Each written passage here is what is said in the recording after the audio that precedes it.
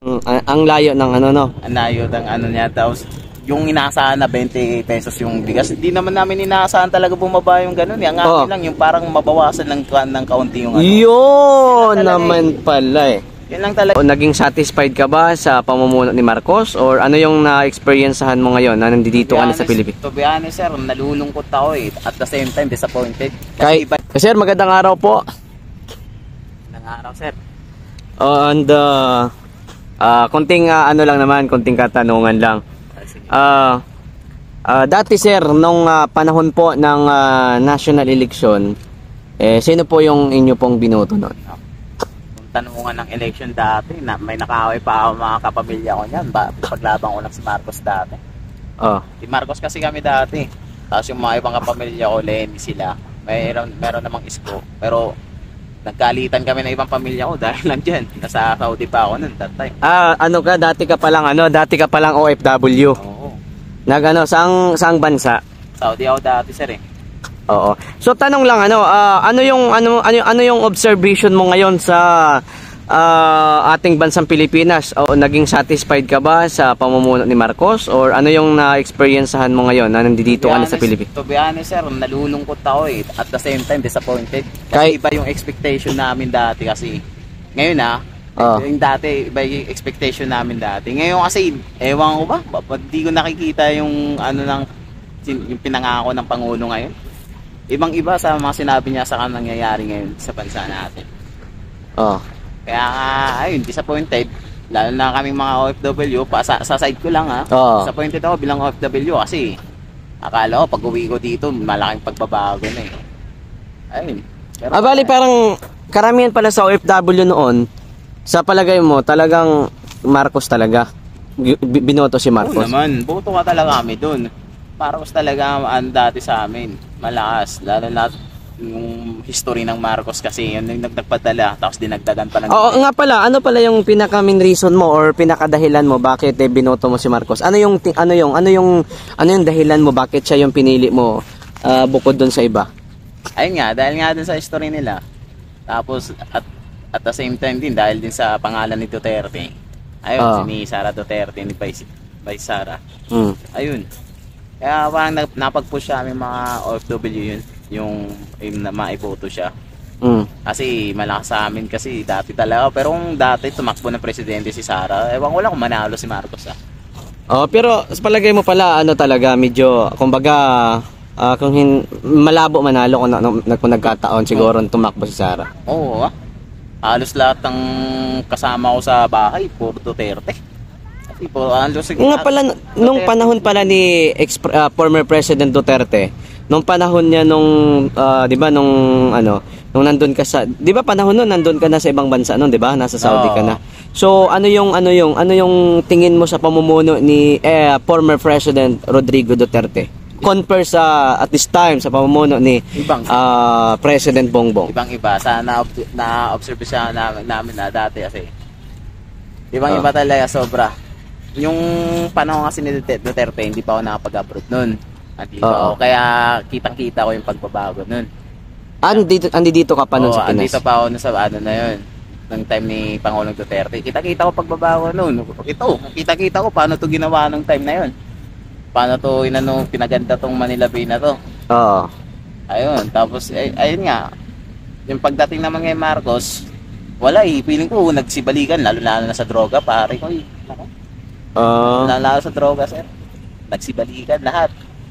Dati yung sa namin sa Maricaban, sa malapit Maricaban kayo dati. Pasay. Anong mo diyan Duterte dati? pa yun that time. Putik ka, wala ka talaga makikitang diyan. Tawag dito. Yung magkakalat-kalat ng mga yung shabu, ganun, droga. Mga nag-aabutan. Ngayon, nagsibalikan na naman. Ewan ko ba? Nagsibalikan, nalo sarap-harapan, mag-aabutan ng mga grabe no. Nga pala sa di ba nung panahon ni sa mga presyo ng bilihin, ano yung komento mo ngayon sa mga sa mga eksinang ganun sa bansa natin? Kasi marami na rin kaming na-interview. Ano yung sa palagay mo sa mga eksena sa mga bilihin ngayon? Ano yung tingin mo?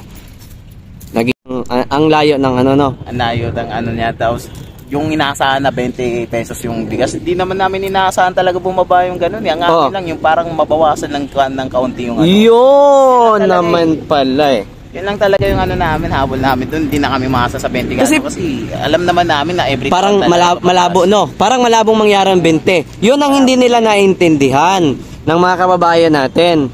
Bakit daw sinisingil ang 20 pesos?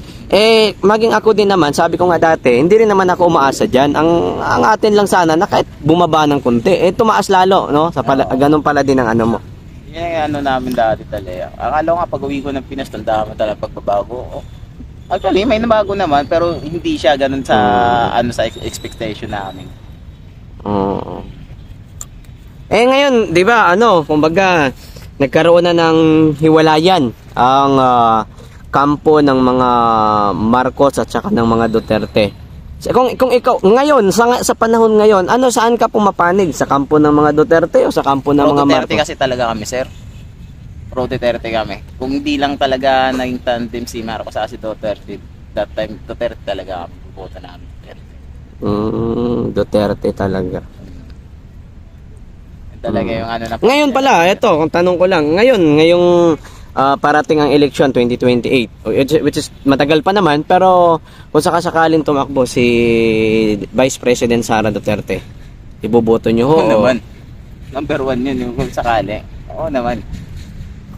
Dati nga pinupush naman talaga namin na tumakbo si Vice Sara na presidente dati, kaso nga lang ang gusto pa ng iba kasi 'di ba, itandem muna silang dalawa. Kasi baka daw hindi pa time ni Vice Sara, pero sa tutusin lang may posibilidad din naman siguro manalo siya that time. Kung sakasakaling hindi siya nagano. Kung tumakbo man si Vice Sara ngayon sa susunod na election, Vice Sara kami. Ito pa sir, ngayon kasi, ngayong parating ang eleksyong 2025 sa senador. Kung sakasakaling si former President Rodrigo Duterte tumakbo bilang senador, palagay mo, karapat nun. Ha? Ang sarap nun. Sarap pakinggan nun. Kung tumakbo nga si Tatay Digong sa senador? Oo, sarap. Payag ka pa din? Oo naman. Bakit hindi? Siya nga naging ng pagbabago nung mga araw eh.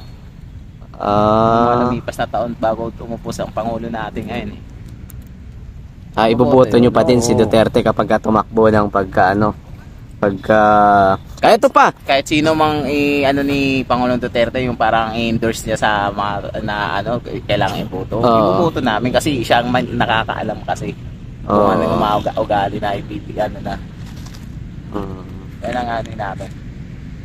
Ito pa sir, ngayon batid naman natin ang SMNI. Siguro naman may alam din kayo dyan kahit siyempre kung hindi man kayo masyado updated. Pero ang SMNI kasi batid naman nating lahat na pro-government yan at saka talagang sumuporta talaga sa gobyerno yan eh. Tapos against yan sa CCP and PNDF. Ngayon, yun pa yung pinasarado nila. Palagay mo, ano yung komento mo sa ngayon sa mga ganon? Napaka mga ganyang feeling ko sa akin lang kasi hindi kasi ako masyado updated din sa mga balita. Yung balita na ngayon, oo. Pero kung yung time na ay yung pinasasarado, oo. Pinasasara ng pero dapat hindi. Dapat hindi, no? Oo, kasi nakakatulong naman siya eh. Yun lang sa pag-uulat ng mga balita na galing di ba? Nakakatulong naman siya eh.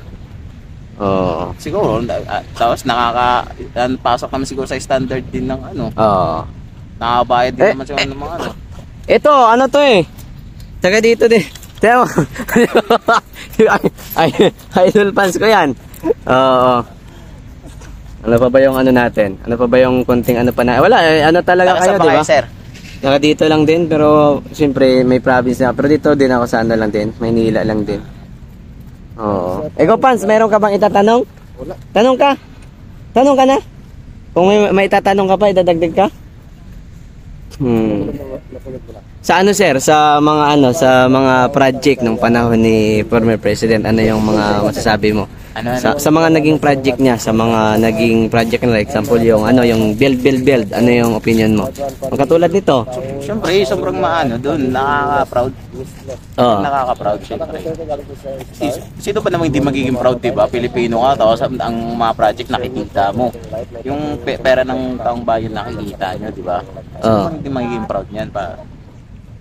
Nakaka-proud, siyempre. Kaya nga, yun ang gusto ko talaga makita sana sa natin, sa gobyerno natin ngayon. Sa nakaupo sa ating pangunan natin ngayon. Sana makita din natin yung ng nila, diba?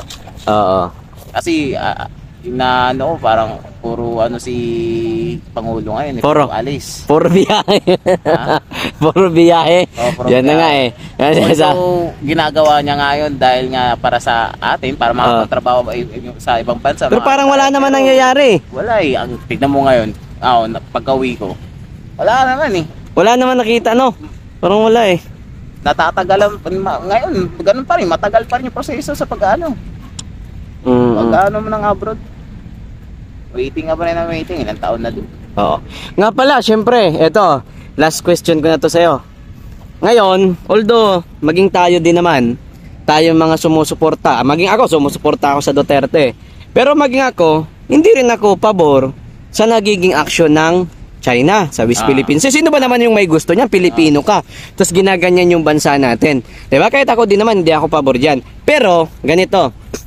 Sinasabi kasi ng mga dilawan at saka ng mga mga sumusuporta kay Marcos na dahilan daw yan. Yung iba sinisisi si Duterte, yung iba naman yun nga, dahil daw si Duterte daw maka-China kaya ganun daw. Kumbaga, ang mga nangyayari diyan, kahit yung mga vlogger sinisisi kay Duterte. Anong masasabi mo? Yung kahit yung mo lang, masasabi mo lang. Para sa akin, hindi ko rin malaman kung bakit si Tatay Digong, no? Kasi yung nakikita ko lang na kay Tatay Digong kung bakit niya nagawa yung mga ganun. Sa China, makipag-usap. Ayaw niya ng gulo. Ayaw ng gulo. Yun ang talagang parang nakita ko na namin sa kanya. Ayaw niya ng gulo. Bakit siya papanig sa China? Oo. Di ba? Centralized lang si Tatay Digong eh. Mutual lang eh. Siya sa Amerika, okay. Paano din siya sa China, okay din, di ba? Nung pumupunam si Tatay Digong, wala namang ganyang ganapan, di ba? Wala yung mga bumbahan ng mga China, ng mga ngayon lang naman eh.